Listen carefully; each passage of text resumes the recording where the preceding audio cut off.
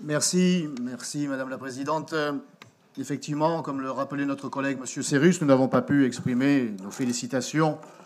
pour les élections, les élus qui ont eu lieu la semaine dernière, donc qu'il me soit permis de présenter mes plus chaleureuses et républicaines félicitations à Madame Joissains pour votre élection, Madame Vassal, à la présidence de cette institution. Jamais la métropole ex-Marseille n'aura aussi bien porté son nom. Cette élection à la tête de la présidence et l'élection des vice-présidents démontrent qu'il y a un véritable basculement et que le monstropole, au bénéfice quasi exclusif de Marseille, a été renversé et que l'on s'achemine enfin, on va peut-être trouver curieux que le Marseillais que je suis dénonce une fois de plus la mainmise de Marseille sur la métropole, mais que voulez-vous? Moi, je reste, et nous restons fidèles à notre ligne, à nos convictions, qui veulent que les communes doivent rester libres, que les maires doivent rester maîtres chez eux, car ils sont les mieux placés pour savoir ce dont leurs communes et leurs administrés ont besoin, et donc que Marseille ait pu absorber tous les moyens des communes avoisinantes pour remplir ses caisses, alors qu'elles étaient effectivement vides, mais surtout trouées, percées, constituaient une double injustice. Elles privaient les communes de leurs ressources et ne renflouaient jamais les caisses de Marseille. L'on revient donc à ce que nous avons toujours défendu, une métropole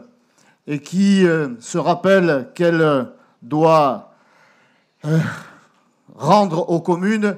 leurs prérogatives et leurs libertés. On s'achemine finalement, cela ressemble à une certaine démétropolisation que nous appelions, je le répète, de nos voeux, car le triptyque commune, département, État, qui est depuis plusieurs années combattu par les élites, tant locales que nationales, au profit des régions et des métropoles et de l'Europe, eh bien,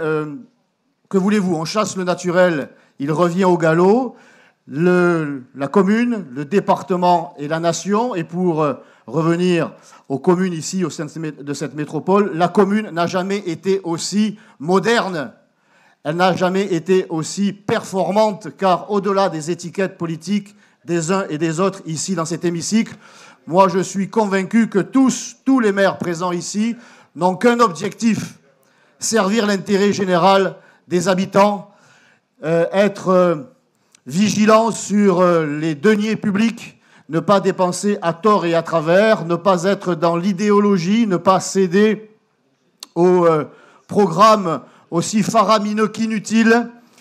Vous revenez donc, Madame la Présidente, à la raison, forcée sans doute par les résultats électoraux d'il y a quelques semaines, et surtout par la combativité des maires que j'ai soutenus, et dont j'ai fait partie,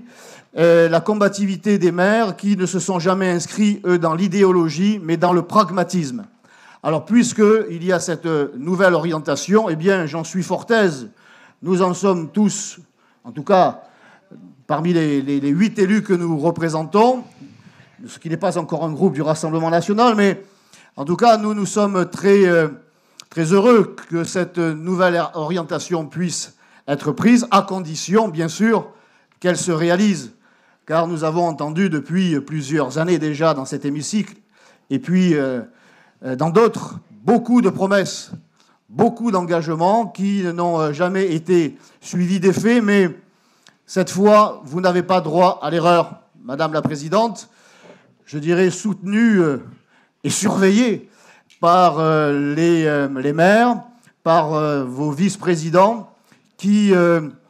ne manqueront pas de mettre en application les promesses que vous avez faites, et nous les aiderons en cela.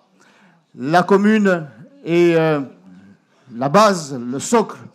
de la démocratie national, sans les territoires, et cela a été encore évoqué hier par le Premier ministre au Sénat, il s'est engagé à se reposer sur les territoires, à se reposer sur les communes, et je le soutiens, je l'ai soutenu déjà hier. Alors vous, Madame la Présidente, comme le Premier ministre, tenez vos engagements, et vous pourrez compter sur les maires qui n'ont qu'un seul objectif, je le répète, servir l'intérêt général de leurs administrés, servir l'intérêt général de leur commune.